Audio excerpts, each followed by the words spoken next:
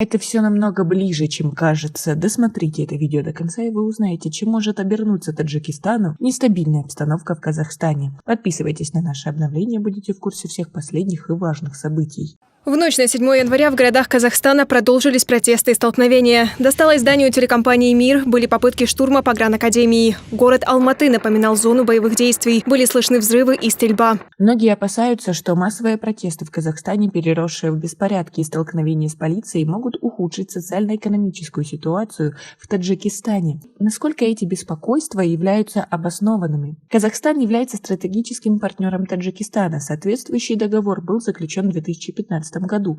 Документ предусматривает политический диалог на высоком уровне, а также согласование позиций по вопросам двусторонних отношений и актуальным международным проблемам. В соответствии с данным договором стороны обязались воздержаться от применения силы или угроз силы, направленной друг против друга, а также не заключать договоры с третьими странами, которые наносили бы ущерб суверенитету и безопасности страны. Договор предусматривает также расширение сотрудничества в военной, военно-технической, торговой, экономической, культурно-гуманитарной сферах в области гражданской обороны и энергетики. Подобные документы, кроме Казахстана, Таджикистан подписал с Россией и Китаем и Узбекистаном.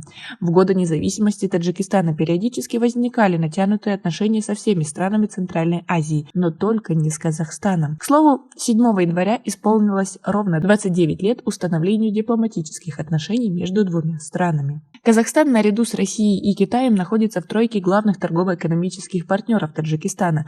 При этом торговые отношения с Казахстаном являются поступательными. Казахстан во внешнеторговом обороте Таджикистана обошел в 2017 году Китай и плотно приблизился к России. Двусторонний таджикско-казахский товарооборот за 11 месяцев прошлого года превысил $1 миллиард, что на 30,5% больше, чем в соответствующем периоде 2020 года. Товарооборот между Таджикистаном и Россией за этот период составил более $1 миллиарда, а с Китаем 770 миллионов. За этими цифрами в буквальном смысле стоит обеспечение первоочередных нужд жителей Таджикистана, а ведь из Казахстана импортируется самая необходимая для жизнедеятельности продукция. Хлеб почти полностью ввозится из этой страны. В минувшем году по официальным статистическим данным Таджикистан импортировал около 1 миллиона тонн пшеницы и муки. За счет собственной пшеницы наша республика может обеспечить только около трети своих потребностей в муке. Кроме того, порядка 90% сжиженного газа, на котором работает более 60% автотранспорта в Таджикистане, доставляется из Казахстана. К главным статьям импорта из Казахстана также относятся мучные изделия, жиры и масла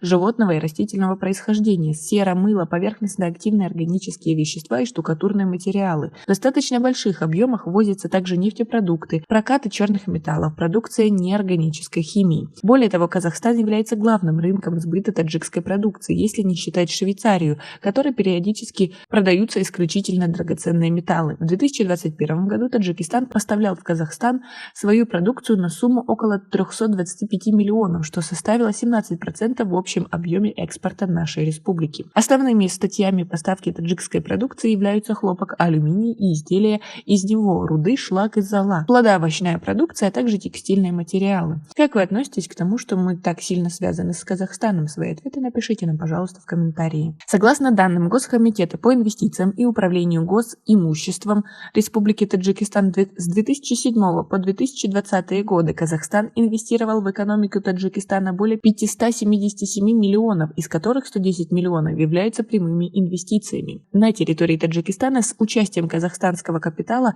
функционируют около 90 предприятий, 15 из них полностью принадлежат казахским инвесторам. Казахстанские инвестиции, вложенные в основном в рынок финансового посредничества, геологоразведки и изыскания промышленности и торговли.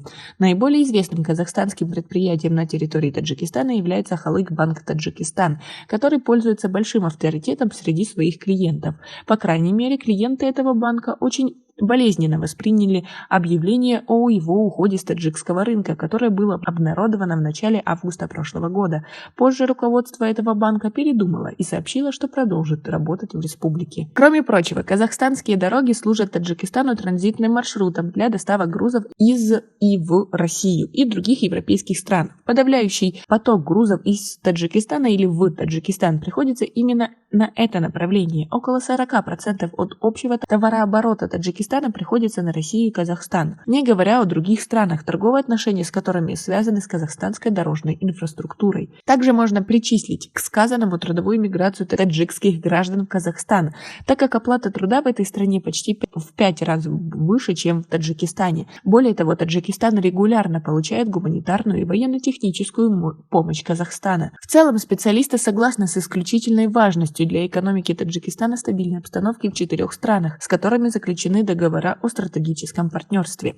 Узбекистан остается нашим последним полноценным окном во внешний мир. Без китайских инвестиций нам сейчас никак. Хотя бы потому, что другие не дают, а Россия и Казахстан были и остаются поставщиками самой необходимой продукции и товаров и главными работодателями для наших граждан. А как вы относитесь к такой ситуации? Свои ответы напишите нам, пожалуйста, в комментарии.